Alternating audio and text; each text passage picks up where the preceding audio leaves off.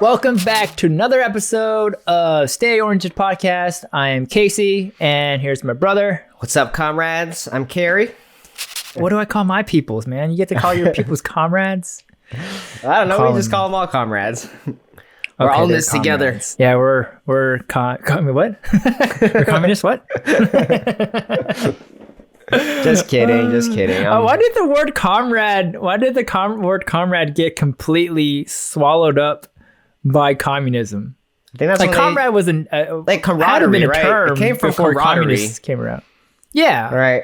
Yeah, which is like brotherly love, right? Mm-hmm. Like, but then comrade. The moment you mention the word comrade, in my mind, maybe I'm the one that's weird and crazy, but I think communism right off the bat. I think most people do. I think of Russians.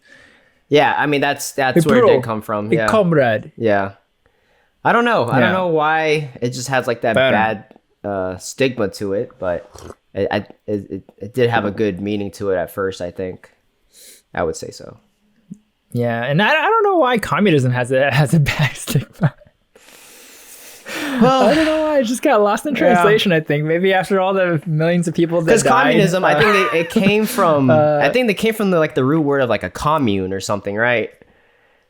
And like people would live in a village together, have like a shared garden, like a commune, like a common area. Everybody kind of shared everything, and I think that's the idea behind communism. But I think when it comes to like a large scale country, it hasn't worked out very well for anybody. It's more. I think it works only well only like a small village. Any scale, yeah, maybe. But even then, I feel like it probably might not actually work. Probably not. Ideally, it does. People, human nature, greed. People should be treated equally, but people, by and large, are not the same. I'm not going to say people aren't equal. Yeah, people should be treated equally, but people aren't the same. And so by nature not being the same, it plays into that weird space of like, well, what does it really mean to be equal? You know? Mm-hmm.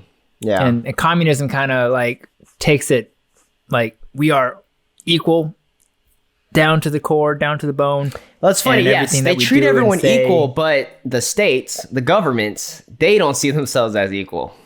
That's the difference. Yeah. There's still a hierarchy or a bureaucracy there. Communism does not like hierarchies. Yes. Yeah. But yet they lean into the government. They lean into the state to kind of lead the way, which then in turn is just a hierarchy in and of itself. It's very weird. Yeah. Very weird concept. There was this short story we read in school. I'm pretty sure you did too. A short story about communism in school? I don't know. Hold on. Actually, I didn't know what communism meant until like maybe a couple years ago.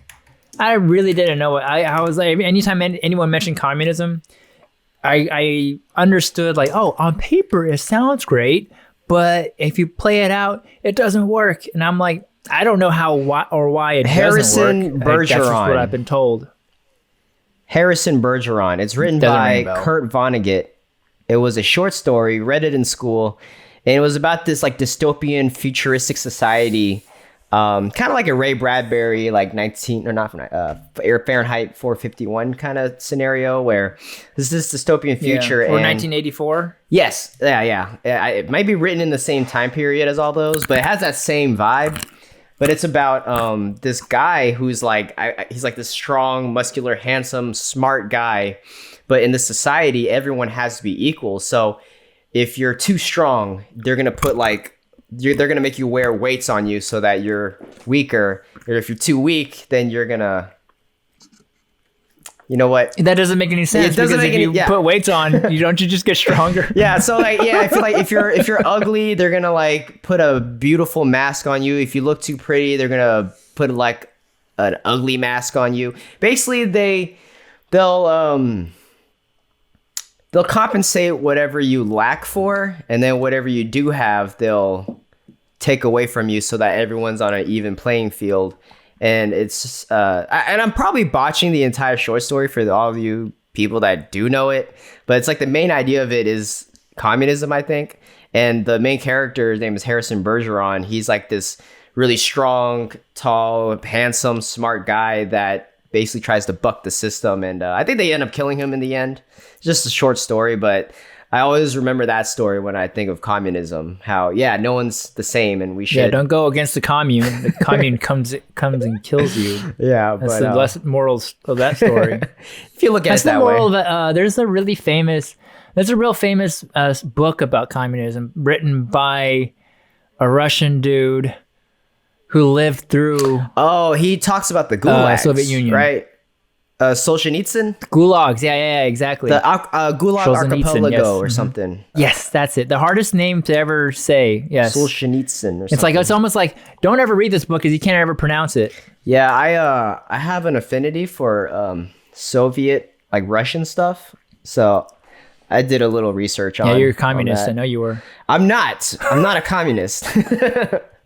But I like it looks Are cool. you sure They about got that, some Conrad? nice branding. Conrad, are you sure about that? Yeah, Alexander Solzhenitsyn, which is crazy I don't though. know. You got that red background behind you. Oh, You got the red background behind what you. if